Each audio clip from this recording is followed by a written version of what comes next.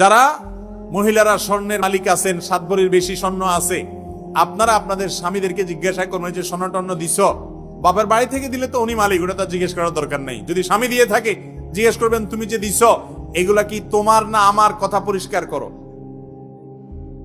এই প্রশ্ন করলে দেখবেন বেশিরভাগ পুরুষ ধরা পড়ে গেছে। আমতা আমতা করবে, আমতা আমতা বলবে না মানে তোমার আমার তো একই, বলবে না কাহিনী করবে না, কোনো কাহিনী নেই, সাফ সাফ বলো এটা কি তোমার না আমার। আমাকে যদি দিয়ে থাকো তাহলে আমি মালিক, আমি যা ইচ্ছা তা করবো, আমার মনে চায় বিক্রি করে ফেলবো, মনে চাইলে আমার বোনকে দিয়ে দিব, ভাইরে দিয়ে দিব, ফেলাই দিব, আমার ব্যাপার, অধিকার আমার। আর যদি তোমার হয়ে থাকে, আমাকে ব্যবহার করতে দিছো মনে হয়, তাহলে তো আরেক জিনিস, তাহলে জাকাত তুমি দিবা, কারণ তুমি মালিক। কথা বুঝতে পারছি?